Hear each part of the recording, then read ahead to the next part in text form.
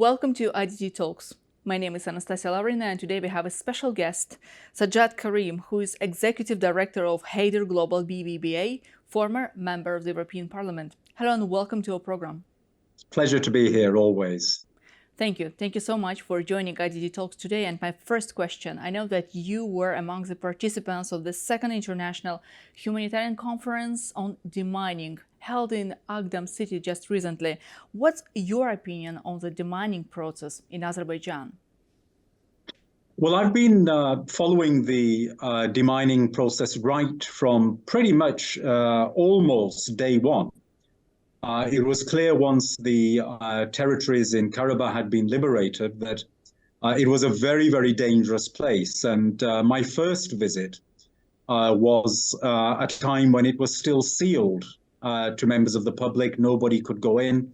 Very special high-level permission from the president's office was required in order to be able to go in. But I was able to go and see for myself the incredibly dangerous situation on the ground and the huge challenge that lay ahead in clearing those mines, because without the mine clearance work, nothing else could follow. Everything else had to be built upon a primary stage of mine clearance. And so it was an absolutely essential and crucial part of the process. And because it was the first part of the process, it meant that it had to be undertaken at a very speedy basis so that actual intent that these areas were going to be not only liberated as they had been, but developed instantly. That intent became very clear right from the outset, leading to a situation which would become irreversible. And today it is absolutely irreversible.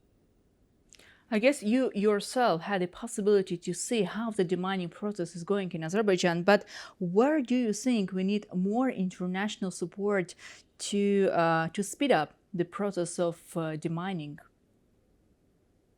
Yeah, I mean, on the ground, I have seen that there is support from the United Kingdom, from the European Union, and from the United Nations. And certainly the conference that I attended in Agdam and Baku with ANAMA was jointly arranged between ANAMA, the National Mine Action Service, and the United Nations local representatives in Azerbaijan. So it was a joint program, fully supported by the international community, and also in attendance were ambassadors from the European Union. Actually, the ambassador for the European Union to Azerbaijan was one of the speakers on a panel. A further ambassador from Germany was also a speaker on a panel. The panel that I hosted had a former Prime Minister of Kyrgyzstan was present. Also, former President of Croatia was a part of this conference as well. So it was a very high-level conference, and certainly something that I felt genuinely had the support of the United Nations and the European Union through their participation.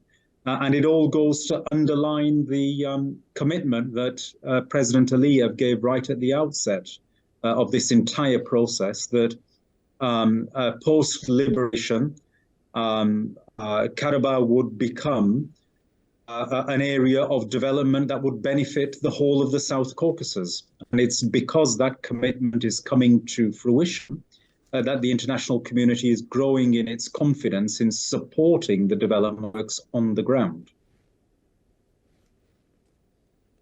Sajjad, Azerbaijan's expertise in mine clearance was lauded in the British Parliament and held as a model for the rest of the world.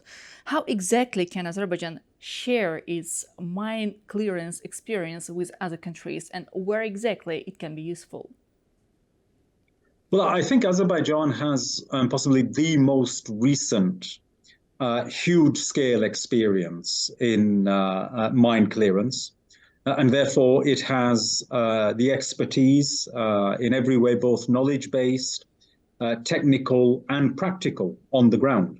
And it is doing it as part of a huge development framework, which is quite a unique thing.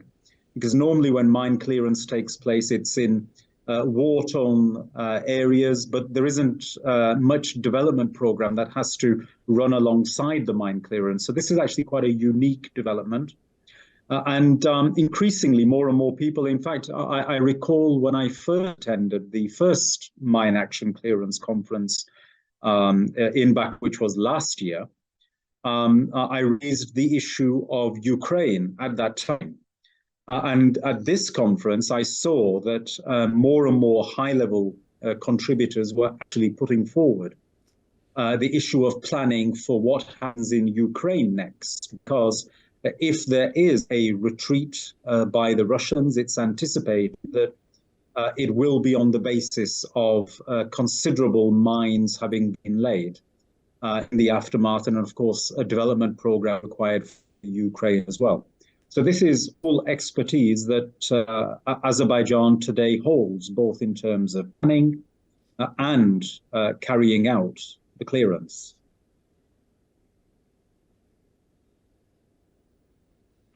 I guess what's also very interesting, as a result of Azerbaijan-UK cooperation in Azerbaijan, we observed the appearance of the first women's demining team action. That's very interesting, and I would like you to tell us more about importance of women's demining team. This is a fantastic development. I remember when I first visited, it was entirely male teams at that time, including mostly local people, which was a good thing, and they were receiving training. The fact that specialist women teams are now being brought in, trained, and put out into the field, I think sends a very important message. And that is that Karabakh is being developed by the entirety of the Azerbaijani society and the people of Karabakh. And so everybody is playing their role in clearing these mines and the redevelopment that is so required in that area. Well, Sajjad, I guess everyone in Azerbaijan wants to join the process to contribute as much as possible in order to speed up the process of demining and make sure that people get a chance to get back to the liberated lands as soon as possible. Well, another very important topic I would like to talk with you about today is a visit of Prime Minister of Pakistan to Azerbaijan on June 15 and his meeting with the President of Azerbaijan, Ilham Aliyev. At the bilateral meeting, the sides spoke about the importance to enhance the cooperation in all possible ways. This is also about the politics, economy, tourism for sure, and military cooperation. So I would like you to tell us more about the importance of this visit from the political point of view. Well, I see this actually as a very important visit for a number of reasons. But firstly, I'm very pleased to see that President Aliyev invited Prime Minister Shahbaz Sharif, and he so promptly reacted and has taken up this state visit to come to Azerbaijan. I know Prime Minister Shahbaz Sharif personally. I know that his character is such. He's a very serious politician. He's an individual. He's an individual who understands the issues and will be keen to develop the relationship between Pakistan and Azerbaijan further. And of course, over many, many years, I have had the opportunity of a number of professional engagements and interactions, very high-level negotiations with President Aliyev also. And I know that he is also a very serious politician who has a real depth of understanding. And he highly regards Azerbaijan's relationship with Pakistan. And so on that basis, I believe both of these leaders will personally gel. They will personally understand one another. They will personally get on. So I'm looking forward to actually some very positive outcomes that come out of these engagements and meetings. In particular, I'm very keen to see what deepening of relationship can take place that actually helps Pakistan economically particularly at this moment in time, based upon the very real economic challenges that Pakistan is facing. Well, Sajjad, let me ask you one additional question. This is your personal opinion. What do you think brings Pakistan and Azerbaijan so close to each other? Because two countries are ready to support each other in different possible means. And we know how you also mentioned Pakistan was so close to Azerbaijan during the Second Karabakh War. So maybe there are some additional aspects you would like to share with us. Why are Azerbaijan and Pakistan are so close to each other? I'm not sure actually I'm the right person to answer that question because as a British member of the European Parliament acting on a European Union stage, it was quite clear to me that the United Kingdom has very deep relations with Azerbaijan. And equally, it was very comforting for me as also a Pakistani national, very encouraging for me to see that Pakistan had such deep relations with Azerbaijan also. And that certainly helped in my role as a member of the European Parliament, because I was dealing with, obviously on behalf of a European Union level, wearing a United Kingdom MEP's cover, but also dealing with, a country, Azerbaijan, that understood not only the UK, the EU, but also had very close relations with Pakistan as well. These are historical relations. Pakistan was, I believe, the second country to immediately recognize Azerbaijan at its point of independence. And that recognition in such an early way and provision of a message of whatever support would be required to then President of Azerbaijan is something that Azerbaijan greatly values, has not forgotten, and both countries have built upon that base since then. And military issues. Azerbaijan and Pakistan agreed to increase the number of joint military exercises. How do you think cooperation between Baku and Islamabad meets security issues in two regions?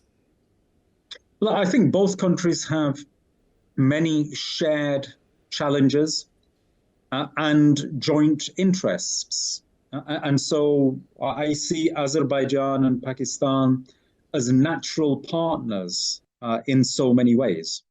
I think, I certainly support an ever deepening relationship between these two countries. I would like to see always that Pakistan has a premiership that is always linked in to Azerbaijan and Baku, and that both of these countries engage at the deepest possible level, and not only in military terms, economically, societally, people-to-people contacts, creating new opportunities, business opportunities on both sides, and a growing mutual reliance. And my final question to you. In a press statement following talks with the Pakistani Prime Minister, President of Azerbaijan Ilham Aliyev noted that there are prospects for signing a peace agreement between Azerbaijan and Armenia. What do you think about this, and how do you think it can coincide with the recent accident, military provocation by Armenian side in relation to the checkpoint Lachin across the state border? Yeah, I think it's important that despite whatever provocations take place, that President Aliyev, as he has so far done, shows great patience with resolve, but patience at the same time, and reinforcement of commitment to reaching a final peace agreement. From a European Union perspective, that is certainly something that is there. This is a situation I've had the opportunity of discussing directly with Prime Minister Shehbaz Sharif in Islamabad. We had quite an extensive meeting where we discussed the situation in Azerbaijan. And so I'm very hopeful that today's meeting will have provided some basis of further support. Well, Sajjad, thank you. Thank you so much for joining IDG Talks today. My pleasure.